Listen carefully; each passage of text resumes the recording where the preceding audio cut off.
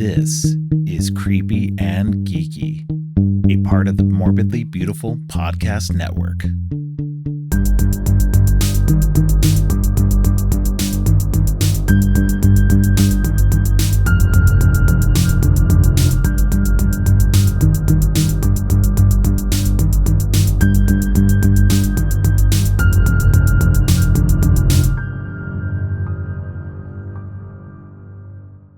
Welcome to Creepy and Geeky. I'm your host, Robert, and on today's episode, we are continuing my ongoing series on What's Your Favorite Double Feature? Today's double feature is Slumber Party Massacre 2 and Hello, Mary Lou, Prom Night 2, with returning guest Onika. Welcome back to the show, Onika. Hi, Robert. Thanks for having me back. Yeah, always good to have you on. We always have a good conversation. Uh, I you brought so. me some the whole gist of this new format of sorts is that I asked the guests to bring me 3 to 5 um different double features, and then I can choose which one of those I might be more interested in doing or the most interested in doing. So you gave me some interesting ones, and then we settled on this one. Yeah, Or yeah. I think this was the first one you threw out, and then we were just like, okay, let's do this. Because Mhm. I'd seen Hello Mary Lou before, but I'd never seen Slumber Party Massacre 2, which I own the 4K double disc of um the Slumber Party 1 and 2 movies, and but I just hadn't seen number 2 yet. Uh but uh but I had seen uh, Prom Night 2, and you were interested in talking to me about these because they're very campy. I remember that was the conversation, the reasoning behind it. What more would you like to say about why these two particular movies were high on your list to talk about? Okay, so yeah, as I said before, like they're very campy, and that's like my bread and butter. I love campy films. Um, I do also like that they are, despite the fact that not both of the movies aren't directed by women. One is, one isn't. Right. They're very female-led films. They're very female-focused. Yes. Um, and surprisingly enough, like despite the fact that they are not not made by the same people, they came out a year, I think a year apart from one another. I think Um, they actually came out the same year, 87. no, yeah, sorry, I'm actually thinking of something else. Another movie came out in '88. Um, Yeah. but they came out slightly apart from one another. They are so similar in so many ways, Right. especially with the way that they are homages almost close to plagiarism of the most popular movies of the time. Right. Um, to the point that in each one of them has like that representative thing that we've done in horror movies here, where characters are named after legendary horror directors. You've got a Yes. Craven, or you've Got a got Craven, a like care, Carpenter. Yeah. or you've got like in Slumber Party Massacre too. You've got a Voorhees, you've got a Bates, you've got Yeah. a Burns. Yeah. So Yeah. I like them, and I also do think that it's actually a thread that I actually noticed watching them again is weird weird ways of again punishing sex in uh Right. in both movies, and both movies go about this in different ways, but they do have that whole ooh sex is bad. Right. Yeah, there was definitely this um when people look back on it later, they and even during the time period, people were like, there's this weird puritanism running through horror movies, about, sex is dangerous or sex is evil, so it must be, the slasher needs to kill the ones who are impure, or whatever, having a lot of sex. And so they but a lot of the filmmakers have said since then that that wasn't intentional. It was just kind of, just there. That the final girl wasn't supposed to be like virginal or anything like that. That wasn't the whole message that they were trying to push, is that sex was bad and only the virginal girl was going to survive. But it does, like, And that's funny that it they would happens say so that. frequently. Yeah, it just happens so frequently that it's kind of like, are we sure that wasn't intentional? So See, I would say that for maybe it's unintentional, but it is 100% intentional for Slumber Party Massacre too. I would think so. Yeah. Yeah. Like Based it's on, 100% intentional, just based on dialogue choices in the film. yeah. Yeah. No, and I think here's the thing though too, is while watching both of these, I think both of these in a way are really kind of spoofing the era of the 80s slasher. Um Mhm. that both of them, because like you said, both of them are heavy referencing, not just in the names of characters, but also just in certain scenes. Um and everything else, that it's definitely taking, homaging and referencing earlier 80s movies. And so I think that in a way they were spoofing but didn't take it to what how I felt. They didn't seem to be taking it far enough to qualify as an out and out spoof. It was just serious enough for both of them that you could say they were just trying to be an homage to that kind of genre, rather than an actual spoof. Um, I would agree, especially since like while both movies have like their comedy and such, like they aren't horror comedies. They are right. direct horror movies. The Yeah. comedy is intentional, but it's still not a horror comedy like most of the movies that I seem to talk about when I come on with you. Right. Yeah. Yeah. Yeah. No, yeah. It seems like where some of the comedy is intentional, there's a lot that's unintentional as well. Um, Yeah, Slumber Party Massacre 2 ends up having like it's an intentional line, but it's so funny because of like the character who utters it, um, yeah. which I will get into when we are directly focusing on that movie. Yeah. Well, let's go ahead. Let's go ahead and focus on Slumber Party Massacre 2. Let's start with that one. So I rewatched the original Slumber Party Massacre also, just to kind of, immerse myself back into the world, and I'm glad I did, because the main character of the second movie is the sister of the neighbor girl who survives to the end, who kills the guy at the end, who you know stops the killer. And so it's but here's the thing, like watching Slumber Party Massacre 1, that's a fun movie. I like that one. It's enjoyable. It takes itself just seriously enough. It's got a little bit of humor. But I don't know, Slumber Party Massacre 2 just did not work for me. It's not a bad movie. I'm not going to say it's a bad movie or anything like that, but they try, like, this whole dream, like the dream sequence stuff throughout the whole thing, the kind of ambiguous ending, it just kind of left me going, what? What was the point of it? Like, was it actually, was any of it real?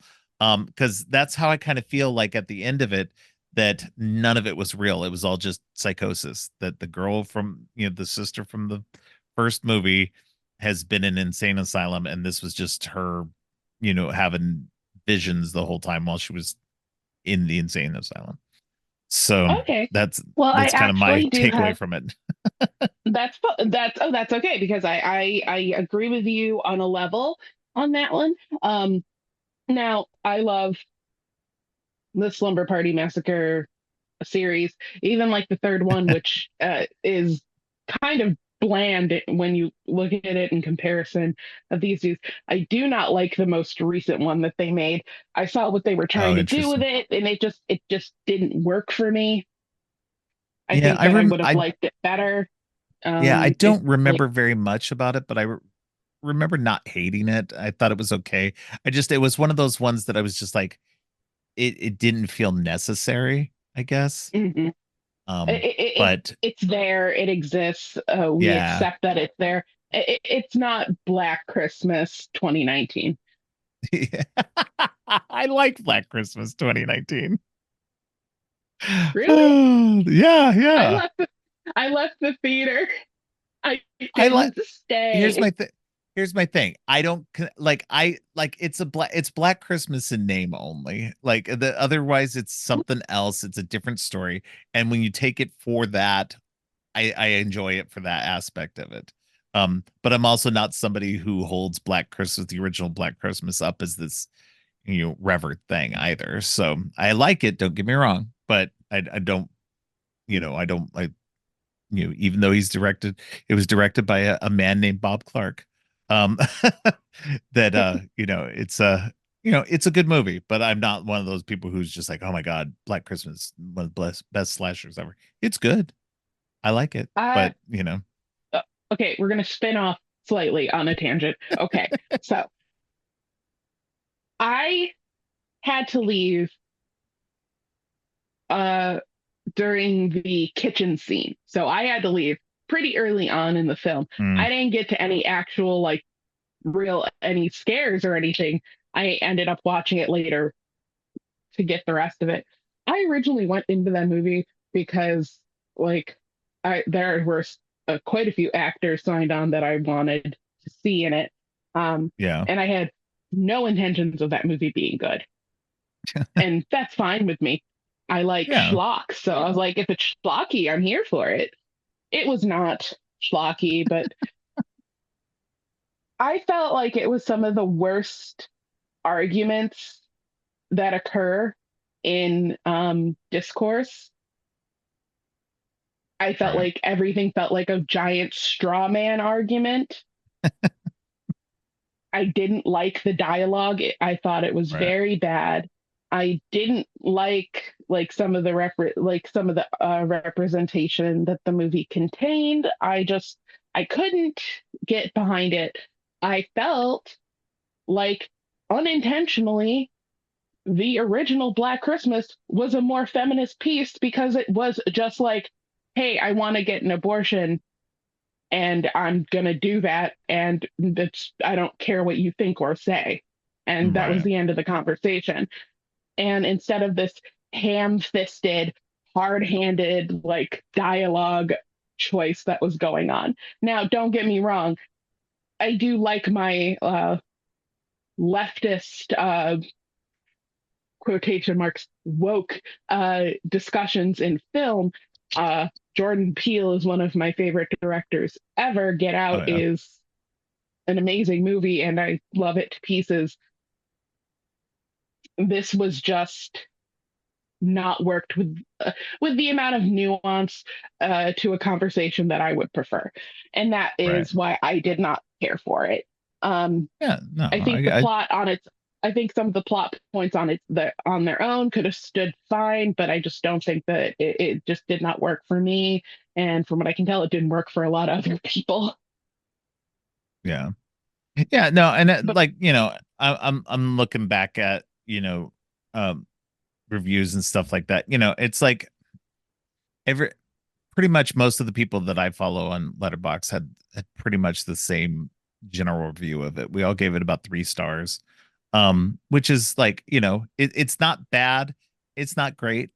And that's where I'm coming to it. I don't want you to think, oh, I love that movie. No, I didn't. It was fine.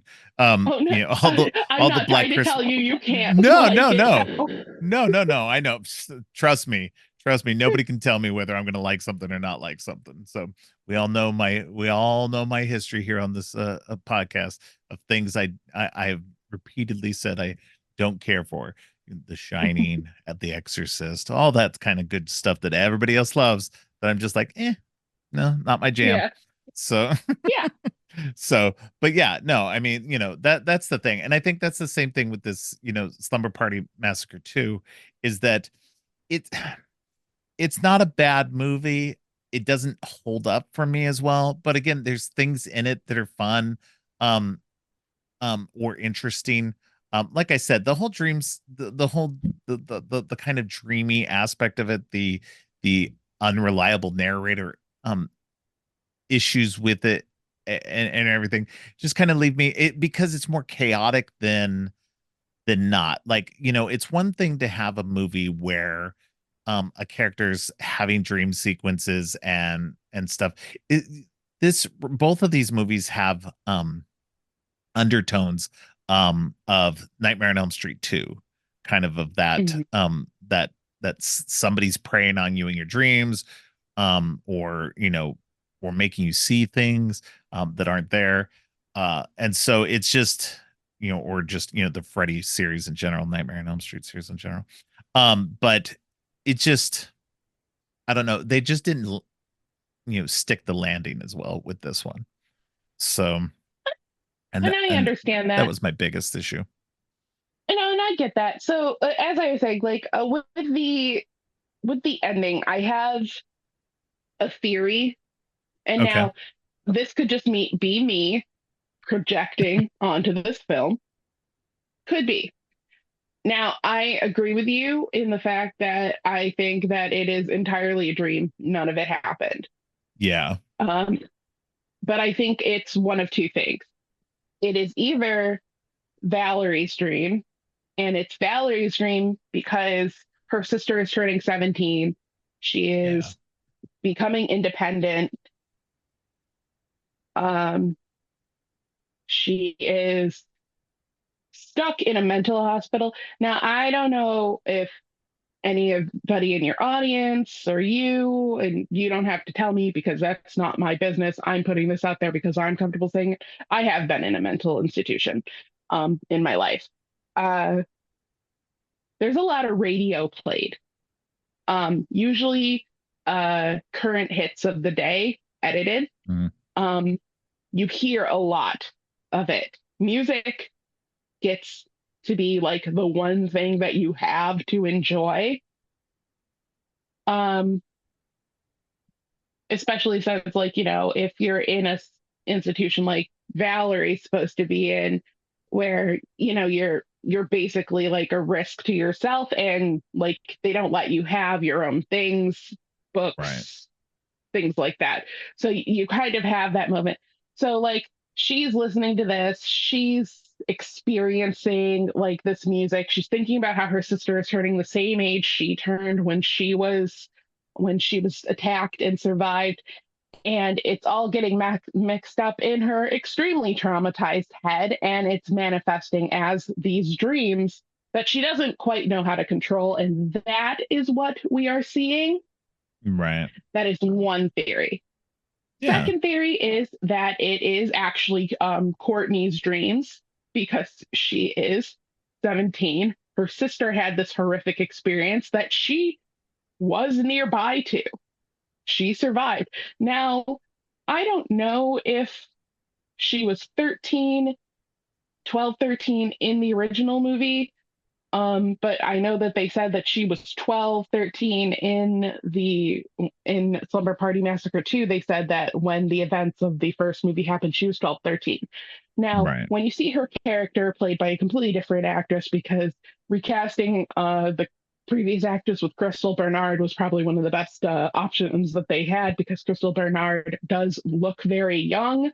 She Yeah. has that, like, she has the right energy for everything. I really loved her in the role. Um, she was just starting to discover like her attraction. Like, it's one of the main things that you see is that she's sneaking playgirls in her Right. room. And it's just like, so now she's coming to being 17. She has an actual guy that she likes, that she wants to have sex with.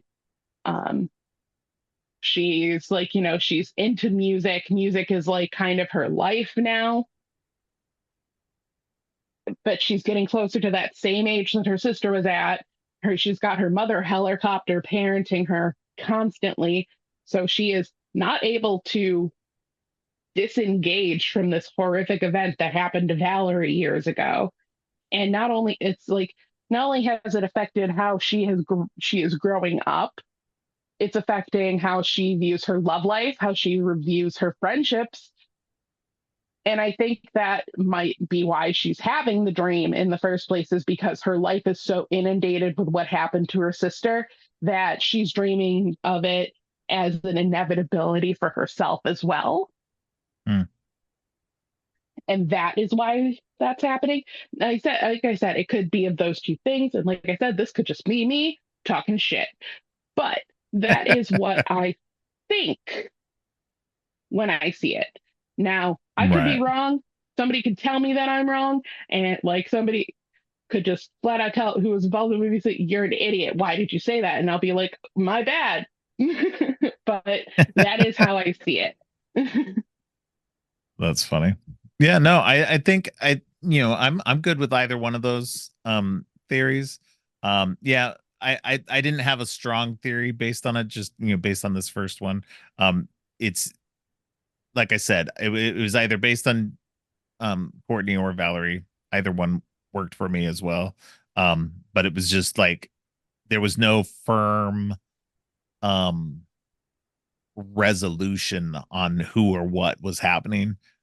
So you're just kind of left up to your own, you know, your own choice on what you want it to, how you want it to end. But I do That is very believe true. that, yeah, I just believe that it's uh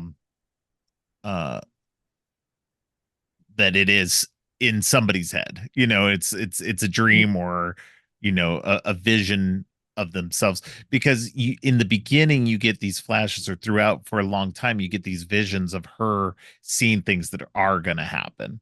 And so it's um so that aspect of it kind of changes things in a way, not changes things, but leads you to suspect either one, she's seeing the future, or two, that everything she's seen throughout all of this is suspect anyway. So so Mhm. that's where I come into it at the end. um Yeah. Well, it also yeah, doesn't help that before all of that, the last 10 minutes of the movie kind of fizzles. Like you've got so much like going on. It's very bombastic. It's very much a romp. And then it kind of fizzles out. Also, yeah. Atanis Illich, I would bet actual money spent a single day on set with everyone else, and all of his other scenes were shot by himself because he is not ever actually in the same scene, Yeah, most of the except for time. like Yeah, two of them. yeah, yeah, exactly.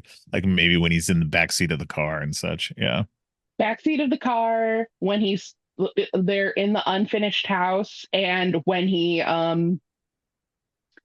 kills Sheila is when I would say is the only times yeah. he was on set, and I would say that those were all filmed in one day. Like I don't all every single scene, it's just like the character's face, other character's face, switch back and forth, switch back and forth. They are not in the same room together. Yeah, right. But like Yeah, he is honestly he like it's funny for a character who speaks only in song lyrics, yeah. and it has completely commanded control of the film. Like apparently during casting, he was the first one that they looked at, and they decided like then and there we have to like try out other people, but this is our guy. And I can Right. understand that because like yes, he does magnificently. He kind of steals the show from everybody, quite literally in one point has an entire musical section all to himself. Right. And Yeah. it's just it's funny. One thing that I appreciate about the film is the supportive nature of Crystal Courtney's friends. Like her friends all are all extremely supportive. There's not a lot of gaslighting in the movie where it's Right. just like, "Oh, you're crazy." why are you saying that? Like, usually it's just like, you're probably having a hangover. I'm really worried about you. Like, I'm not seeing what you're seeing, but I do think that something's happening to you and I'm worried about Right. you. So, like, if you could just, it's just like, how about you relax, take a hot bath, do this, do that. Never like, this bitch is crazy, get out of my house. Not from her friends, yeah. From the guys, yeah, she's getting that, but but her friends are TJ definitely is the supporting her in worst this. character. TJ is the worst character in the entire film, and I think it's funny because he's in Pumpkinhead, which that's it. Pumpkinhead is the movie that came out a year later. It came out in Oh, '88, gotcha. and he's in Pumpkinhead, and he plays the best character in Pumpkinhead because he is the nicest person in Pumpkinhead of the teenagers. That's funny. Yeah, Yes. it's so funny too because both these movies are in 1987, and having seen several other 1987 movies, 87 was like the year for like the most 80s look of anything. You've got all the the puffy clothes and the more neon colors, all the stuff that we kind of associate with the 80s, in terms of kind of that aesthetic, that kind of neon uh color palette and everything, that all that kind of stuff came in the latter part of the 80s and really kind of feels like it solidifies in 87, with the movies like these two, The Lost Boys, some other stuff that I can't think of offhand, but Yeah. it just feels like 87 was just that year that we transitioned into that Dayglow nightmare version of the 80s that we have now. So Yes. Yes, my preferred style, Feral Kiefer Sutherland. yeah, yeah, exactly. um yeah, hey, I was after Lost Boys, I was wearing my trench coat in you know, like hot weather. I was still wearing my black trench coat because that movie was just like everything. um but yeah, I this I dressed more like Alex Winter's character, to be honest. Um, if we're gonna be like true to form, for a while it was more like Alex Winter's character because, and Alex, this is the highest compliment I can give. You looked the gayest of them all. that's funny. You That's saying did. a lot because some of those guys with their long hair, man, they for Yes, the but 80s, nobody the quite time period. sparkled. Nobody Yeah. sparkled in terms of clothing quite like he did. See, Twilight's got nothing on sparkly vampires. We Yeah. had some sparkly ass vampires in the Lost Boys, specifically because they're the blood that comes out of them is it was actually like, um this is wildly off topic, but uh it was, they put glitter into it so that when their blood came out of them it was sparkly, so to Hmm. make it different than regular blood. So it's Yes. just funny.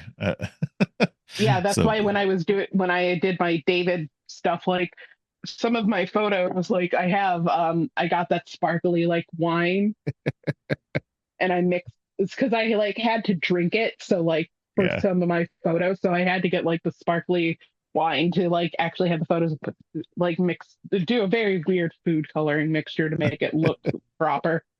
Oh, Right. oh God, that costume took so much work.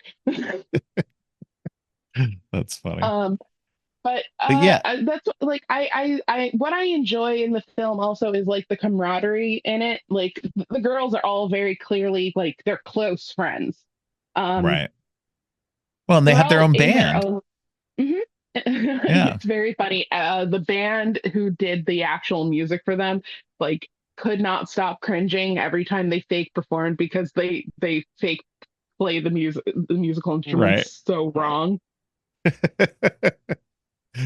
Oh man, Um, that's too funny. yeah, No, I think, but yeah, go I ahead. like. Sorry. No, no, it's okay. I like how like I like that camaraderie because it's really a thing these days in horror movies where it's just like friend groups are awful to each other. Like we have like groups of friends who it's just like, I don't know why you're friends. Like Yeah. even in movies where there's like a relative like closeness between friends, like in Talk to Me, I'm still sitting there sitting like, why do you even put up with this person? This person is so unhealthy for you and they're making your life hell. Like you're in a bad situation and this person is not making it better. Yeah. Or No, I think that the queen of Midsummer. It's like none of these people your friends, you're not safe. right. No, I agree with you. I think that's it's interesting to see a group of friends, and I would argue even in the original Slumber Party Massacre, the group of friends is pretty solidly together. They may disagree, like because they want to the main girl wants to invite Valerie, the new girl, to the slumber party, and the other one's kind of bitchy towards her, but not really bitchy towards their friend group at all. Their friend group was Mm. pretty solid. So it's nice to see them kind of carry over this this kind of friend group aspect into it, because like you said, even in the 80s you get a lot of friend groups who, where you're just like, how are you all friends? Like there's always some kind of antagonism inside of a friend group. And to be fair, that's kind of real life in a lot of ways though too. There's always, like, not always, I mean, some friend groups are solid and everything else, but there's some friend groups who there's always a few people who are just kind of like, just, I don't know, more antagonistic and just kind of pushing everybody's buttons, and the rest of you are all like, why are we friends with this person?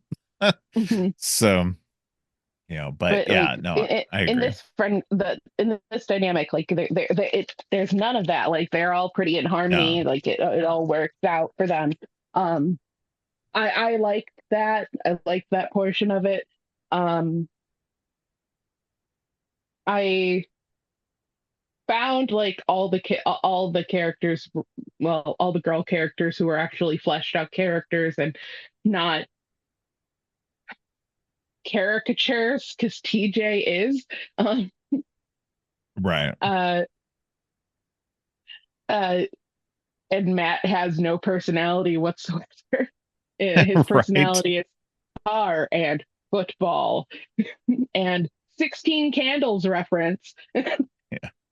Well, and I think that's what makes this series so far. I've only seen the first two of the Slumber Party movies. I haven't seen the third one, but that's what it does make it interesting. I do think that they are held up as these, more feminist, not necessarily true feminists, obviously, um, but somewhat feminist ideals, because the women are more fully fleshed out. They're the main characters. The guys are very thin, very caricaturesque.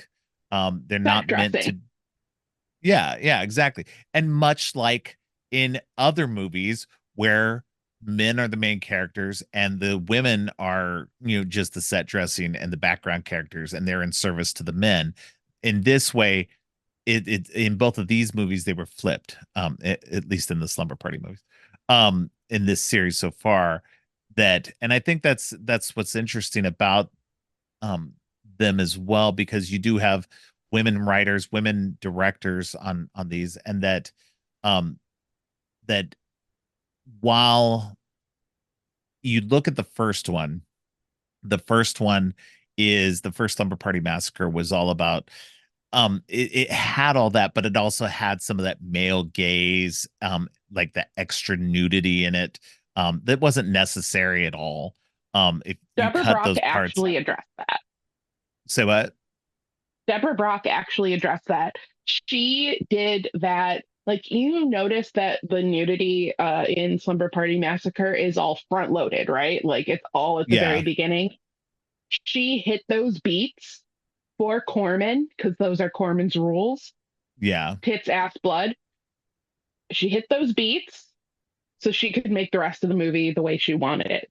That is solely why, like, you will get that very front loaded uh nudity scene with her, is so that she can get the actual movie out of the way. right.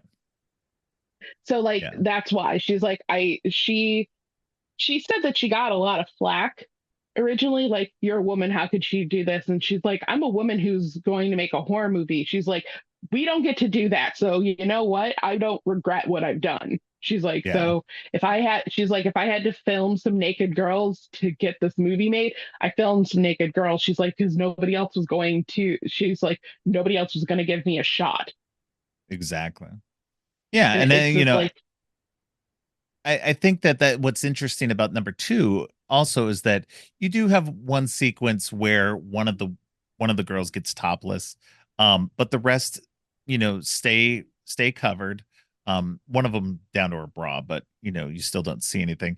But the two of the one of the characters is a former Playboy model, and she had by this point in her career she'd already done a couple of movies where she'd gone nude or topless, and she was done with it, and she was just like, yeah, I'm not Kimberly doing nude scenes MacArthur. anymore. Yeah, and so she was just like, I'm not doing nude scenes anymore, and so that was great. She you know put her foot down, Yeah. and obviously Crystal Bernard at the time, because this Crystal Bernard was already on a show, had already been on some TV show. I think she made this during one of her shows that she was doing. So she was already well known enough, and she would go on to become even more famous by being on the TV show Wings. Um, but you know it's cool. It's not cool, but it's good to see that they did that, like you said, in the first movie, that kind of front load that nudity, and then get away from it, focus on the story. And it's the same with this one, where they kind of they get that one sequence out of the way, and then the rest of it's just about the story. And Hmm. so, and that's what was good about these movies. Again, they have to do what they have to do to please, Roger Corman, who wants these movies to sell, and that's how he, you know, his way of determining that they're going to sell. You gotta, especially for the 80s, it was, boobs and blood. Hmm. So it's you know, it I think it's interesting that they were able to get away from that in the second movie as much as they did. Like I said, only one of them gets topless, and and it's for a very brief scene. So Yeah. uh Um, and it's funny because Heidi, the girl who plays Sally, the yeah. drummer, she has a pair of cut off denim shorts. Yeah, I And read you'll about that. notice throughout the yeah, and you'll notice as like the movie goes on, they get shorter and shorter. And it turns out that every day the costume team was like unraveling her shorts. Yeah. And she found out and she had to go and buy new ones. And it's just like, that's really gross. Why would you do that? Yeah. And it's just like, you know, and Heidi went on to be in a Friday the 13th movie. Yep. Yep. Which one I cannot remember because, like, She was after in it's number just like I'm 7. watching. Yeah. Yeah, she Yeah. was in New Blood. Yeah, New Blood. Yeah, and then one of the other ones, I think the lead, not Kristen Bernard, I think the lead singer person. She Juliet was, Cumming. yeah, she was in one of them also. Uh she was Let's in an see, she's in earlier A one. New Beginning. She's in A New Beginning. Yeah. So you had two Friday the 13th people in there, one before, one after. So it's interesting to see people, continue to make horror movies. I'm always up for that whenever you see them continuing on. It's interesting to see, like, you mentioned Atanas, uh that he's in this movie and everything. He's actually, for anybody who doesn't know, he's actually the heir to the Little Caesars business. I mean, I don't know if he's really the heir to it. His dad created Little Caesars, so Yeah. the whole pizza franchise. But he only made a couple of movies. He didn't do a whole lot. um he made this one. I think this was his most um famous role, the most lasting, uh, in terms of um, history. for him. But yeah, Yes, and hopefully he never sees me on the street because I will start chasing after him with a hair with a jar of pomade, and it's like it's time to slick your hair, do a pompadour, and ride a motorcycle, dude. We're going back. oh man. But yeah, no, um, it's a good movie. It's just there's not a lot to it, honestly. no, Like I said, it's a real thin movie. It's Christopher Bernard's having these dreams of this guy, and then suddenly he becomes real. Suddenly he's there. He's actually killing people. When she was seeing it before, it wasn't real, and then suddenly one night while they're there, it is real, and he starts killing people, and starting with her, boyfriend. Um, and then killing everybody else along the way, and it's just but and it's obviously something is going on because it's very surreal, and he's obviously supernatural because he's in one location and then suddenly he's in another location, suddenly he's on the roof, um you know playing the guitar, yeah, playing his guitar drill, um and it's just it. of which apparently Atanas Illich was very enthusiastic and broke one of them. I'm not surprised. I um I probably would have also broken one of right. them in my enthusiasm. I can't lie about that. No, I mean, stylistically, I think he's one of the more interesting, slashers. He's got that, like you said, the 50s greaser look going on. And he's got this wild 80s guitar with a drill bit on the end of it. And Yep. it's And he just speaks it entirely in song lyrics. right. It's just very silly. It, But it is. it's that's just where I like, for me, that's why I didn't love the movie. It's okay. It's just an okay movie for me. It's probably not one I'm going to revisit all that often. Um but I'm glad I got to at least watch it once and got to talk about it and talk about how silly it is. Yeah. No, no, no. Yeah. I understand that this is a movie that I love because it's just a romp. Right. And I enjoy it. I don't need my movies to have a lot of a lot of substance. It turns out I Right. just need it to be fun, Yeah. and I No, and and it is fun. well, and this is this is one of the things that's interesting for me too, is that I came at it, it's been what, 37 years since this movie came out. Mhm. And I've never seen it until now. I'd seen the cover art and everything, but it's one of those movies where like I've seen scenes for it here and there, but all you ever really see are the scenes of him dancing around and doing stuff. And that's only in the last maybe 20, 30 minutes at most. Um, Mhm. there's it takes a long time, and don't get me wrong, it's not a long time because the movie's only an hour and 16 minutes. Um, and so, but it feels longer because of that. It just feels like it takes so long to get to those moments. And I always just assumed that like he it was this campy kind of weird mix between like almost like a Rocky Horror Picture Show and a slasher. Um, and that's Oh how yes, like please I put always that out assume. into the ether. Bring that unto me. But that's what I was assuming this was, from everything that I'd seen about it. And so when I didn't get that, I was like, okay, well, it's mildly disappointing. It's like there's some more there that I wish they had expanded into the whole movie rather than into what it was. Oh, I can So that, understand that. yeah. So I It mean, actually like helps I that said, sorry, go ahead. uh, I think for me, my first experience with Slumber Party Massacre 2 was not actually seeing the film. It was actually seeing the Cinema Snob review it. Okay. So, like, there are jokes that he made that stay in my head forever. Like, when the girls are like having their pillow fight and drinking and dousing each other with champagne, and the boys are watching through the window, and the one who matters less than all the other boys put together says, I didn't know girls do that. And I always say, well, they do. This is a documentary.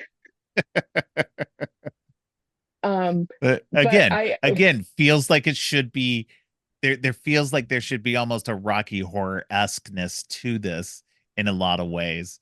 That just isn't there, and maybe that's what's kind of missing is just that maybe there's a fandom there that should be like, I don't know, be skewering it lovingly. Um, all right, well, I will get started on that. there you go. My that is my goal into the new year. So, but my favorite scene, other than of course the dance scene, is when they think that, well, when Courtney thinks that Sally is dead and they have called the cops. Right. And Yeah. she walks in and TJ utters the best line in the entire film. Go away, you're supposed to be dead. And it's just like, why did the worst character get the best line? And Right. the and it doesn't help that he has the best delivery because he is doing this awful surfer bro like accent the entire time, which is not Right. how that is not how Joel, I can't remember his last name, his first name is Joel. That's not how he talks. Yeah, no, that was a But good that was really great line delivery. Yeah. he really leaned into like what he was supposed to be in the film, and I appreciate that. And these cops were terrible too, because then they call later on when things are actually happening, and the cops are like, "Yeah, we don't believe you. Don't call back." And so it's just Don't call like, back. yeah. And that's again like that. There's so much that lends itself to this, like obviously this unreality to it all. Um, Mhm. and throughout the whole proceedings, and that's what I'm assuming you're supposed to take from it is that it's a dream sequence of some sort, like the whole movie is just some kind of wild dream, and none of it's really happened. um so or Yeah. another theory could be that it all did happen, but again, unreliable narrator, this is her version of how it happened in her fractured mind. So and Yeah. it so but it's interesting. But it did let me down a little bit. But again, it's not a bad movie. It's just I think next time I watch it, I'll know going in what it is, and I'll probably be able to appreciate it a little bit more for what it is. So Yeah. Well, like I said, it's definitely one of my favorites. It's one of I don't think my husband loves it as much as I do. But but he watches it anyway. He's his Roger Corman movie of choice is Chopping Mall. oh yeah, yeah. I need to rewatch that And one. Um, yeah, especially now that like a remake is in talks. that's funny. Yeah. And Um, James all Wan right. wants to do it. Yeah. All right. Well, let's talk After about Malignant, I'm willing to give him the chance. Yes, but let's let's talk talk about about Hello Mary Lou. which I think Um, is the crown jewel of the episode. I will agree. Out of these two movies, Hello Mary Lou is the better movie. I think it's interesting too because this was originally meant to be a completely separate movie. It was not part. It was not meant to be part of some Prom Night franchise. They tacked on the Prom Night name onto it, uh, because they were hoping that it would help it sell better. And Because then originally Mary it was Lou called took over yeah, and so it's just the like, Prom well, Night franchise. yeah, so it was just like, well, you probably should have just kept it the way it was. Um, but yeah, this one again, this one's got that kind of unreality to it, but this one heavy references things like Carrie, um, Hmm. uh, uh, the Nightmare on Elm Street series. Um, I'm sure I'm blanking on some other things, but those seem like the two biggest influences to it. Um, and it's we start off with in 1957 with Mary Lou, this wild girl, shall we say, who's just enjoying, for 57, she is enjoying her sexuality, um but at the same time she's leaving, her boyfriend and stuff in her wake. She's been stringing along this boyfriend because he's rich, um or his parents are rich, and meanwhile she's shacking up with another guy, and so it pisses off the boyfriend, who um looks like he's got to be 30, with Yes, yes. thinning hair already, um at the prom. And just the 80s were terrible for like trying to get, like, not always, like sometimes people looked young enough, but more often than not it was people in their mid to late 20s who were passing off as teenagers, and not successfully. uh and I'm sure the guy who was playing her boyfriend, Bill, um was was probably young enough. He was probably in his 20s, but just his hair definitely looked like it was thinning, and Yeah. and It's one of those things definitely where did not it's look like like he where was you young just have enough. to, you got to find somebody who looks like a young Michael Ironsides, and you don't really Right. have a big pool for that. Yeah. Oh, So, that's too funny. but see, I love Mary Lou as a character. She is not great. She is actually No. pretty awful, Yeah, she's a and I terrible love her person. because she is like every reality show quotation marks villain in Right. existence. She is the woman who shows up to the reunion, leaves with both your man and your dad while being crowned hottest bitch. She is the best. I love her.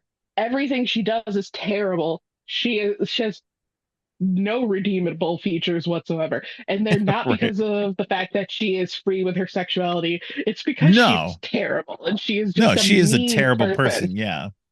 Yeah, no, her sexuality is not what makes her terrible at all. It's just literally everything else she does, which is, terrible to everybody. Um, Including coming back to life and inhabiting the body of this poor girl. Um, Yeah, like, and that's the whole thing. Like, Vicky is like a prime candidate for this possession because she's in this like state where like she has a boyfriend, she's graduating, it's her senior prom, and she has heavy Carrie mom vibes. oh yeah, absolutely. And it's just like, and she's wanting, like, she's in this crux of her life, and Mary Lou just kind of like slots herself into that niche of her wanting to break free and takes over. And Right. that's like the part that like, and she does. But like the thing I love the most about the movie is like some of the visuals. Like I love the visuals in this movie. Like they're very Silent Hill-esque, and Silent Hill doesn't come out for a few more years. Jacob's Yeah, Ladder doesn't come out for a few more years. the movie is very hazy. Very hazy. Uh, But my favorite scene is the chalkboard scene where she gets sucked into oh the yeah. chalkboard, because it's just a pool that they filmed sideways Yep. and Yeah. like made the water murky enough to make it look like it was the same color as the chalkboard, and then it goes back to being the chalkboard, and they even include made the letters like still Yeah. messed up Move from. over. Yeah. Yeah, I love Yeah. it. I love it. I love it. Like, I love the Yeah. way it looks. Like, everything about it is very ephemeral and like hazy. And I don't know if that's also a leftover, because even with the better options, it still is kind of, you can still tell it's like not the best quality of film, Right. no matter how much, like, they've recovered, but you still get like a lot of lines, a bit of blurriness. Um, but, uh, one of my favorite things is her, both the actor who plays Vicky, um I know her name, and it's escaping me, but I will remember it. Yeah, I had just looked it up earlier. Yeah, me too. Uh, oh, Wendy Lyons. Windy Lion. Yeah. Yeah. So Wendy Lyons and Welly Lyons and Terry Hawks are huge parts of my childhood because Terry Hawks is Sailor Moon Oh yeah, and that's funny. Wendy Lyons is Queen Serenity, her Right. mom. Yeah, I saw that on there. Yeah. I knew that That's from because I know who Terry Hawks is because I love Sailor Moon. Sailor Moon also very definitive of who I am as a person because I watched that for a very long time. that's funny. Um Um, yeah, I think it's interesting too because Wendy Lyon does a really good job in the role of Vicky. You get this character who is this like you said, she's got this really repressive mom who everything revolves around religion and Jesus. And so she's kind of buckling against that. She's, obviously she's trying to be the good kid for her mom, but she's in love with her boyfriend and wants to do things for, for herself. And so like you said, it's this easy in for Mary Lou for the corruption. And you see Wendy Lyon go from this kind of meek, not completely meek, but somewhat meek person into like this predator. And mhm. it's a great performance. I'll give it that for sure. She does a great job at immediately changing from this meek and mild kind of girl into this girl who's going after everybody, even her best friend. And Yeah, it's just crazy. And obviously she's not a person going after her best friend. It's Mary Lou, because Mary Lou is threatened by everybody. So yeah, she's just out for her revenge, and anybody who gets in her way is going down. So exactly. It's just like, and also that locker room scene. Like, I was very surprised that apparently, like, when Wendy Lyons was supposed to like do that scene in a towel, and she chose to like, she's like, no, we'll do it nude. It's fine. It's oh, fine. I can do it. interesting. Yeah, no, and I think that's I think that's interesting too. And I brought it up before on the podcast with the My Bloody Valentine remake. There's that sequence in that movie where there's a long sequence where one of the women characters in that is trying to get away from the killer, and she's running around full nude throughout the scene. When the filmmakers originally had it planned for her to be covered up, but so it kept, but it thing like the sheet kept snagging or other things kept happening, and she was just like, it doesn't matter, we'll just do it nude, it's fine, I'm okay with that. And so it's always interesting to hear that kind of, it's not the filmmakers who are suggesting it, it's the women themselves who are suggesting it, and they're comfortable with who they are, and comfortable with filming that, which is great for that. And same would be, I would say the same about any guy who would be willing to do that. That the case in point, like you mentioned Midsummer earlier, the character, the actor in that who played Christian, there's this sequence where he's running out of the hut late in the movie, and he runs out fully nude. He wasn't supposed to originally. He was supposed to, quickly try to put on his pants or whatever and then run out. But he was just Well, I like, didn't know that. no, yeah, yeah. So he was just like, no, in this situation, I would probably just run out nude, and they were just like, okay, let's do that.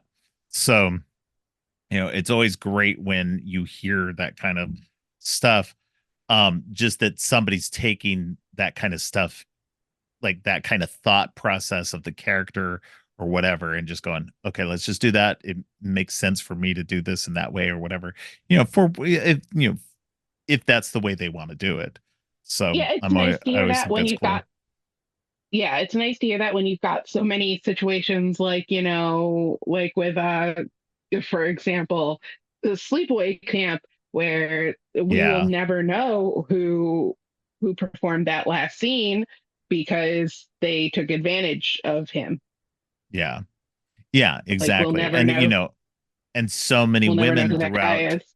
Yeah, and then so many women throughout, horror and regular filmmaking and everything else who've done nude scenes who were uncomfortable doing it, and didn't want to do them, um, and you ended up just doing it because they were like, yeah, fine, whatever, And so it's great to see when somebody is comfortable in doing it, and they were the ones who came up with it, and the filmmakers were just like originally like, no, we don't need to do it, but so I do appreciate that when the person can have their own agency in that Hmm. circumstance. And that's great. So Yeah, it's definitely something that unfortunately didn't happen often, right, especially in the and 80s. you gotta Yeah. yeah, and you gotta appreciate it when you see it. Um,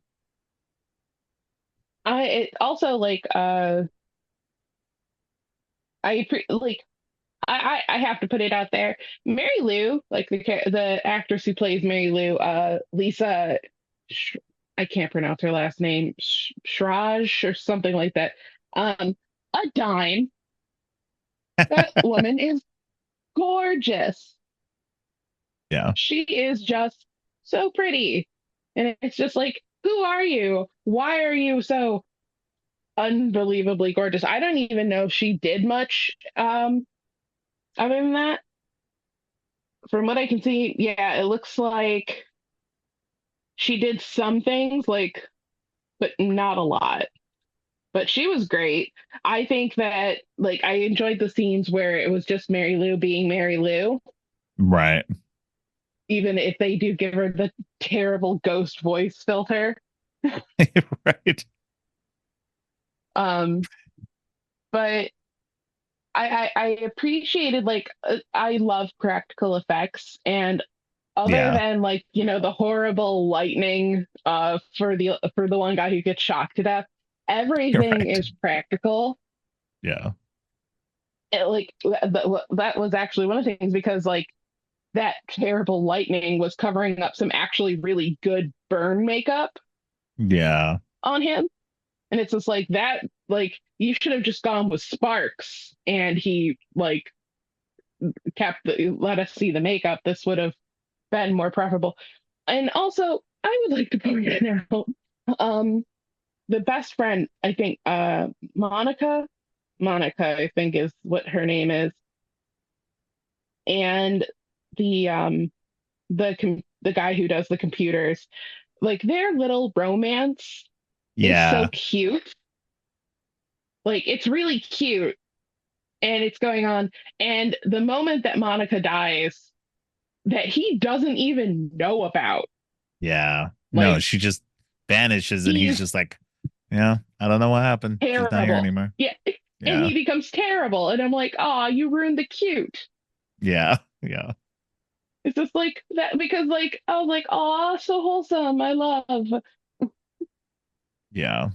Like I thought that their little dynamic was like this cute little side thing going on, that I just appreciated it, because like Yeah. it's just like it's that cute little oh, we're friends. We're kind of like each other, and we rib each other Yeah. about it because you like me, but we're not serious. And it's just like it was really cute, and I thought that that was a nice touch to the film. And I kind of hate the character assassination that they have done to him. Seriously. Yeah, seriously. It's like as soon as she's gone, he's like, okay, well, now I'm gonna, get the popular girl to, perform a sex act on me so that I can put her name in the computer to win prom queen. It's like, dude, like like taking everything that we were talking about earlier with the people having agency and everything like that, and then doing something like this was just like that part was gross. Um, Yeah. 100%, especially like you said, taking this character, these two characters that like I would think in a more modern movie we would have had this whole other storyline with him trying to figure out what happened to her, what happened to the girl that he was having the romance with. um Mm. and so you would in a in a modern movie, you would have had that kind of like, he would have been trying to figure out what happened to her, blah blah blah. He would have been inconsolable and everything, and we didn't get that. This is just like bleh. I also think She's that just there were a forgotten. lot of ideas in this movie that never got to go anywhere. Like, this movie had a lot of ideas that just kind of didn't go anywhere. Like, what was the point of Jess being pregnant? There wasn't one. Yeah, yeah, Like, yeah. was it to make you feel bad when she died? It doesn't. Yeah.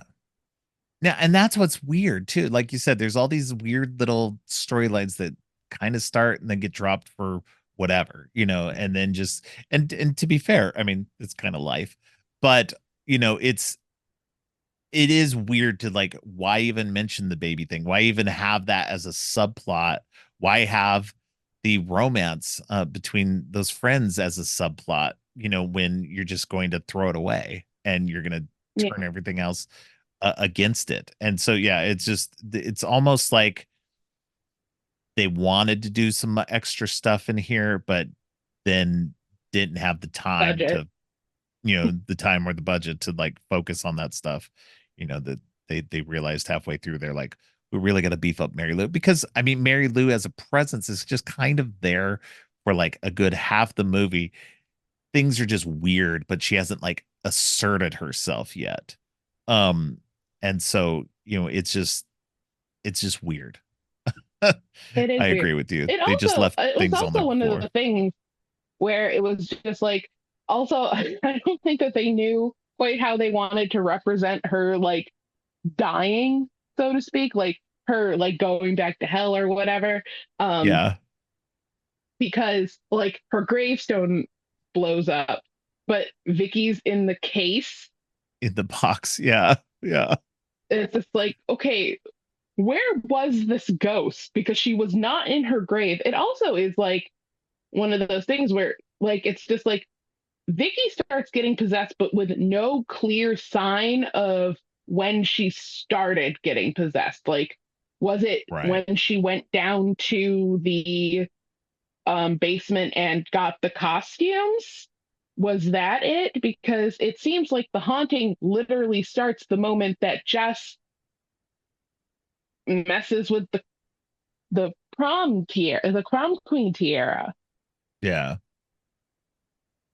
Yeah, But so, there's definitely some not like cohesive. There's a lack of cohesion in terms of what what all is happening with um Mary Lou, like where she's coming from, what's the trigger, um like how long has she been possessing Vicky? There's so many inconsistencies in the movie that make you just go, okay, where? But again, like you said, the style of the movie, the characters, they kind of help propel it. You kind of gloss over that. You're just kind of going, okay, well, whatever.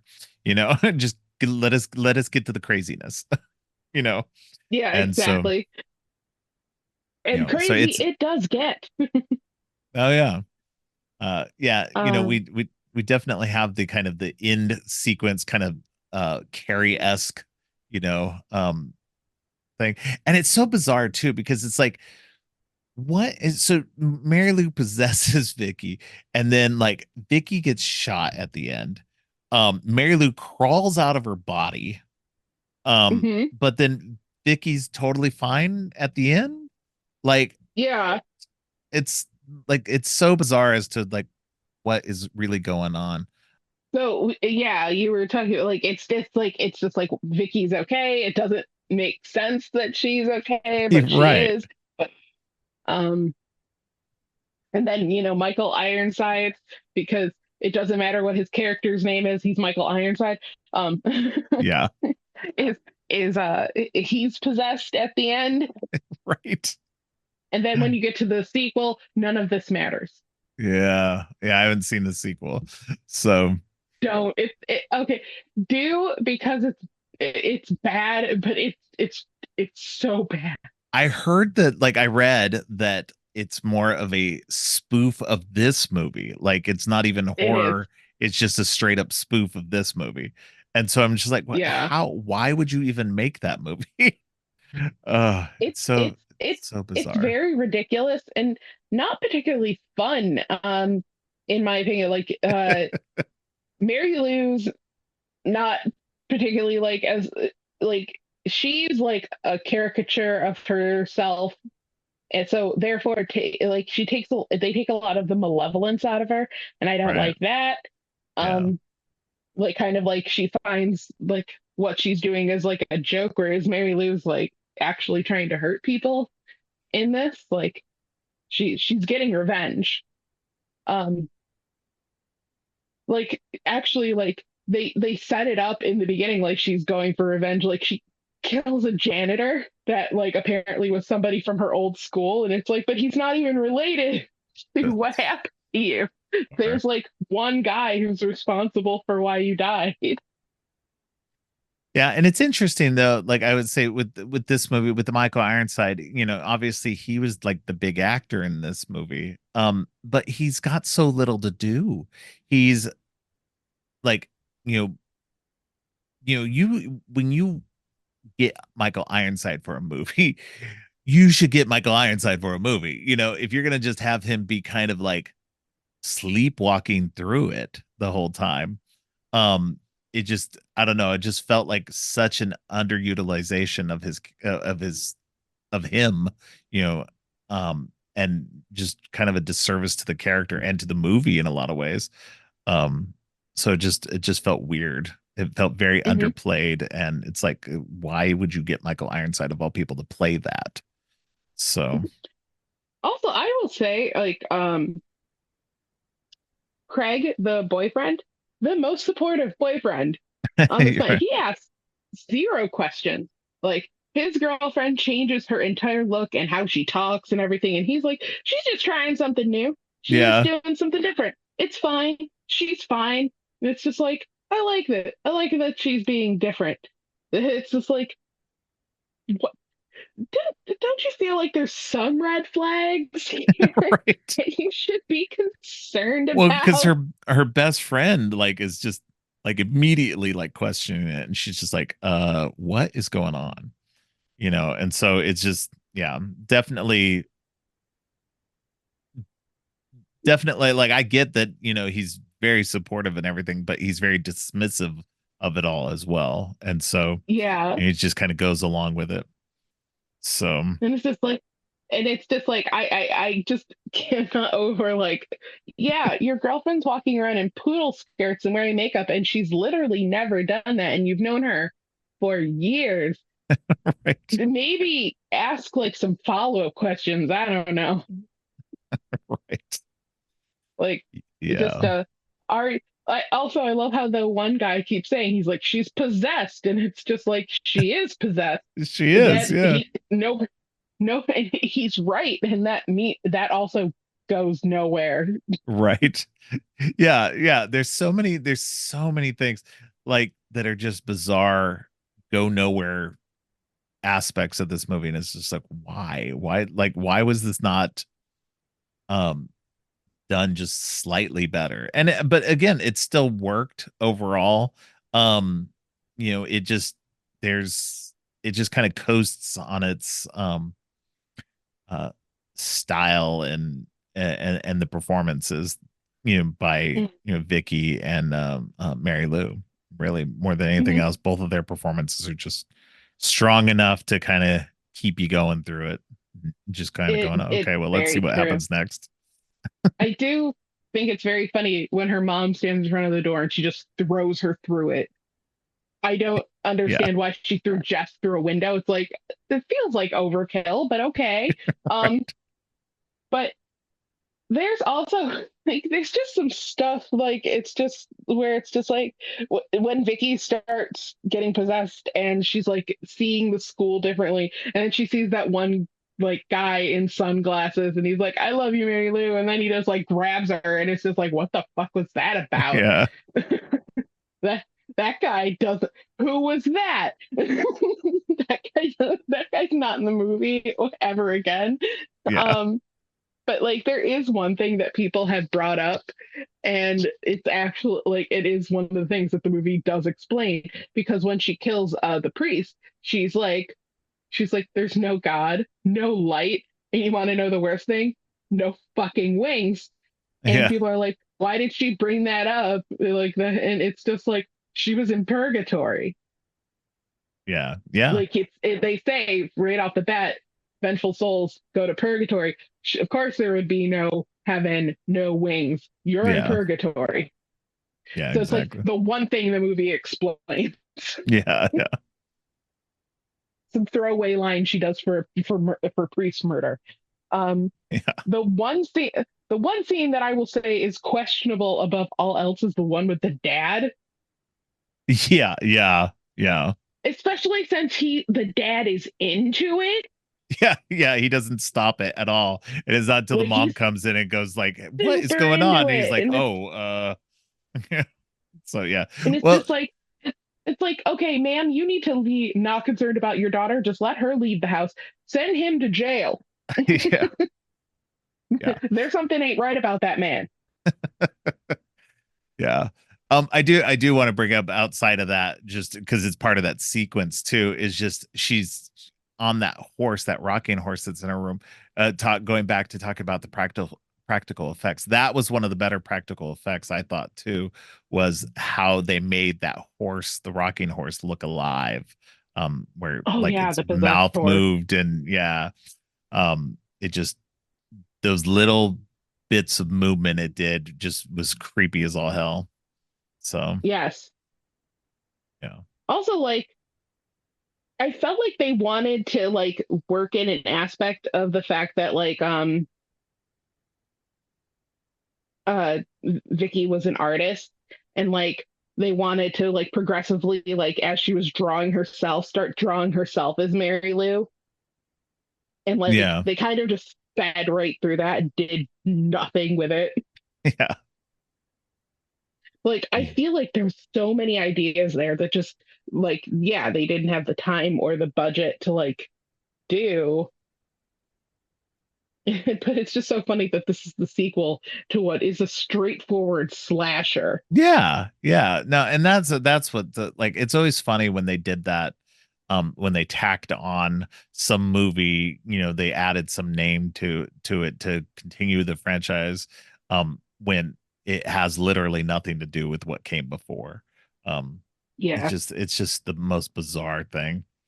Um, like Blair Witch 2, which was not. I like Blair Witch too. I That don't one I have will defend. I don't have an opinion on it, honestly. Like I legitimately don't, because I don't like Blair Witch. Oh, So okay.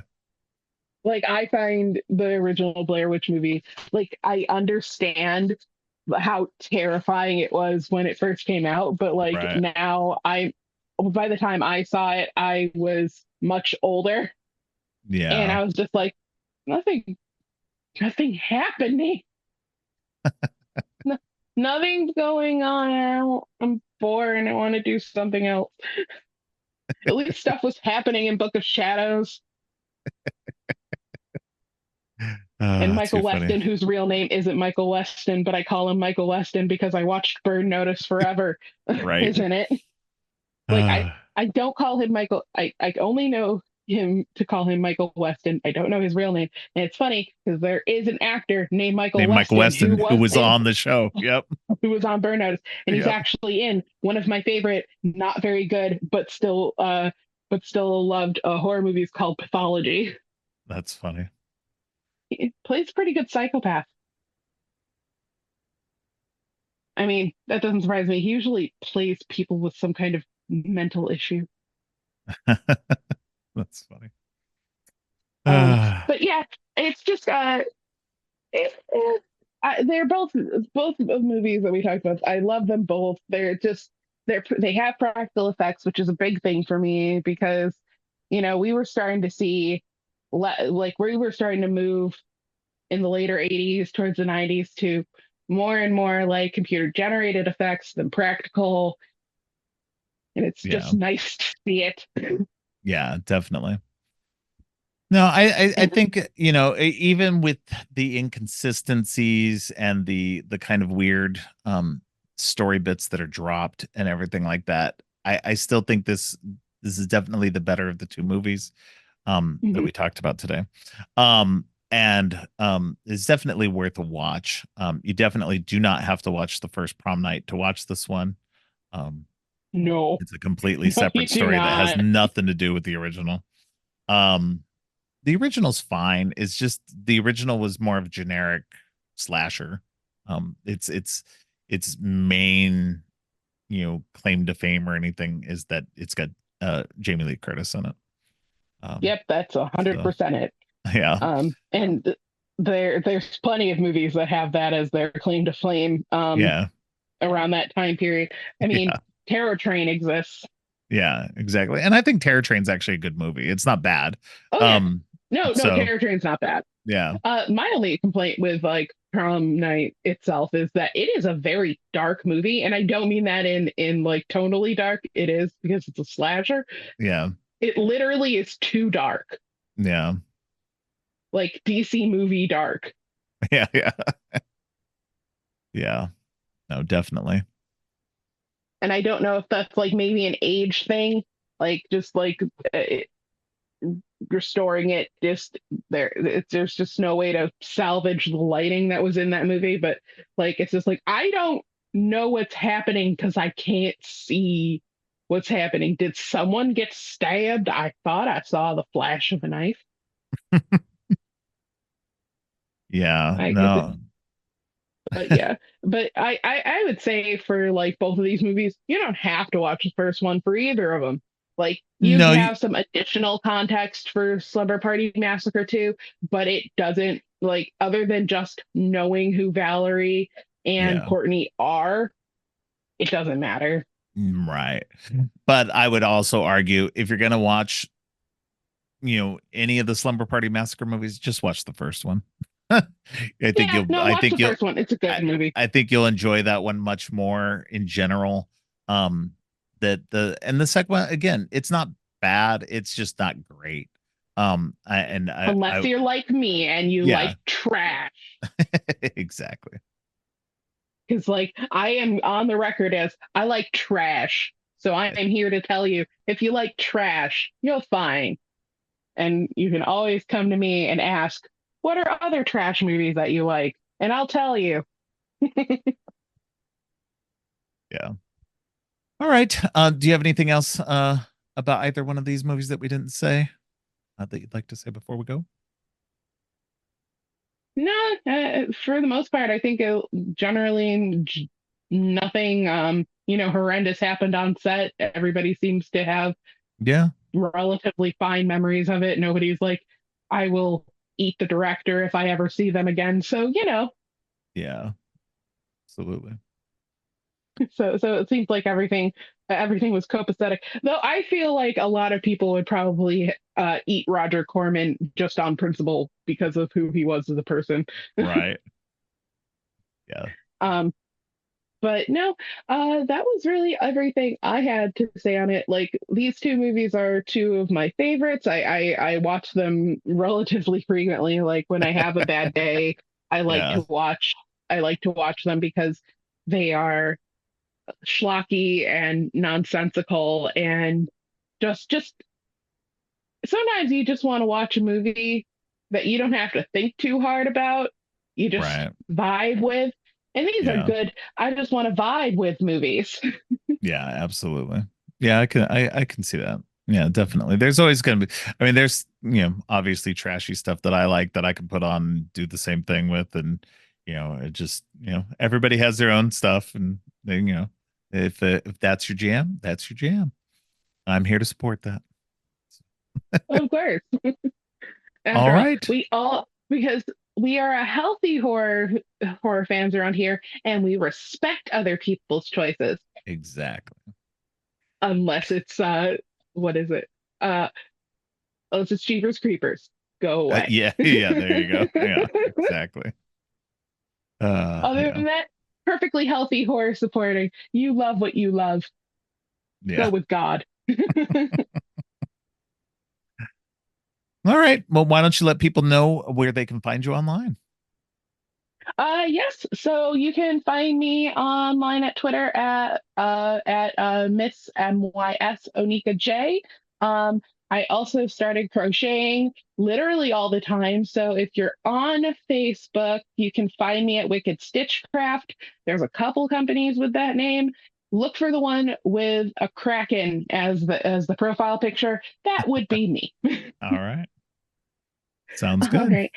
All right. All Well, right. Well, thanks I again am for glad. coming on.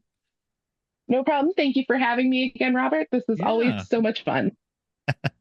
Awesome. Thank you. Thanks again to Onika for joining me. On Friday, Julia Mercado joins me to talk about The Falcon and the Winter Soldier. And on Monday, Preston Fossil makes a long awaited return to the show where we will be talking about Psychopath and Angel, Angel, Down We Go. Thanks for listening. Creepy and Geeky is a part of the Morbidly Beautiful podcast network. Please check out morbidlybeautiful.com/podcasts for more great shows. If you like what you've heard, please consider giving the show 5 stars and a review on Apple Podcasts and Spotify. Also, please share the podcast on social media to help spread the word. Make sure to subscribe on your favorite podcast app or at creepyandgeeky.com. Music for the podcast is Gratitude, composed by Jerry Smith. You can follow the podcast on social media at Creepy and Geeky on both Twitter and Instagram. If you'd like to follow me, I'm Geek Thulu on Twitter and Blue Sky, and geek.thulu on Instagram. You can support the podcast by ordering teas and more on TeePublic or by donating to the coffee page. All of the links are in the show notes. Finally, don't forget, stay creepy.